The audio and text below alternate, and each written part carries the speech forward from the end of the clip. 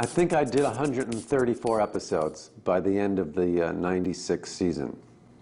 I may be a little off, but that's 7 years all told. It was when he said, as he always said, sometime around episode 13 or 14 of every year, I don't think I want to come back next year. And usually I would say, well, you'll see how you feel about it, all the while thinking, I'll talk him into it. He should actually have a job talking people out of suicide when they're on a ledge, because he's very good at it. He's very calm. He knows exactly what to say. Yeah, no, your life will get better. Just come off the ledge. Everything will be fine.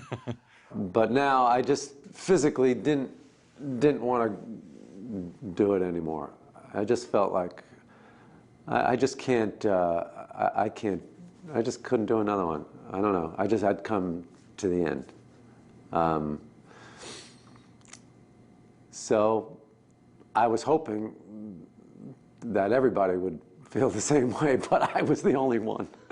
It was time for him to do what he wanted to do, whatever that was, whether it was just not do the show or do something else. And God knows he had poured his whole life into it. And I honestly don't know, and I wouldn't even ask him how much. I know what he would say. I would ask him, how much of the show did you really want to do? And he would probably say the pilot. But I'm sure he's glad that he went past that. Jerry is the one who made the announcement that Larry wouldn't be coming back, and that I think it was at that same time he said that we would be coming back, however.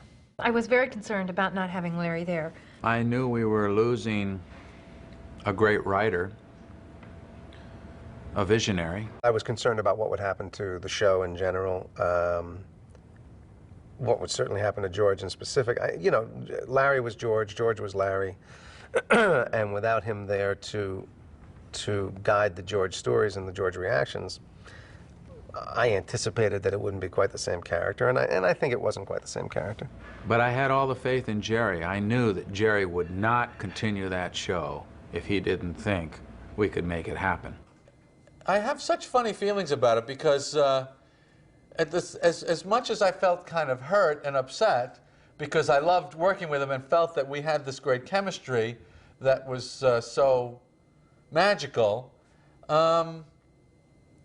it was probably the best thing that ever happened to me. I was surprised that Jerry had decided to go on, but I felt also like everybody had a personal issue that they had to work out. Like I had to go work out my issue and go find myself in a way. Larry eventually had to leave and kind of face the world without the structure of the show, to blame on all the problems in his life.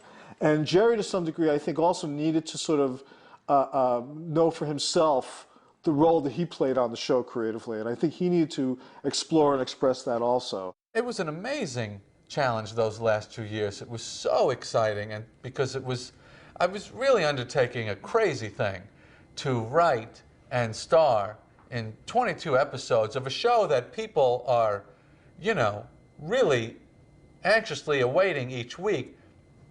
It would have been quite the fall from grace if I had let it crumble. So he really gave me a chance to do the thing that I'm most proud of, which is that I learned how to do it really under him all those years. Larry taught us everything. I mean, because the 6th season and the 7th season, when it was your script, you got to go on the floor with Larry, you got to sit in the editing room with Larry, you got to go to the sound mix with Larry, and so we learned how to edit, and we learned how to sound mix, and we were doing the casting, and you were on the floor and blocking and stuff, so we got experience that most sitcom writers on most sitcoms don't get at all. And so when Larry left, you're just sort of going to the same thing. You're going to the same places your dad used to take you to. He's just not there anymore. I look back on it now as the greatest gift among many gifts that he gave me. Was he kind of pushed me out of the nest at the very end to do the thing on your own. You can do it, even though I don't know if he thought that that's what I was going to do, but that is the way it worked out. And so I'm always grateful to him for that, that he gave me that last step of growth. And then when the show was over, I really felt like, well, I went from really nothing to something. The weirdest feeling I had was was when it was in August. It was the day they were filming the first show without me, that day. And I had an office in Castle Rock. I'm sitting there in my office by myself, and I'm trying to write this movie, and there's nobody to talk to, and I'm sitting there by myself, and I'm going, geez, they're doing the first show today. Boy, they're all getting ready now, and oh my God, look at me, what have I done? I'm sitting here by myself. I should be with my friends over there. What am I doing here? Am I crazy? What did you do, you stupid idiot? How could you have left that show to sit here by yourself and write this? What are you, nuts? And I just kept berating myself. And then I got like very depressed that night, you know. Then they were filming, and a few hours later they started to film. And I'm thinking, they're filming right now, I'm here. How could they do that? How dare they do that, you know? And then I started to get mad that they were doing it.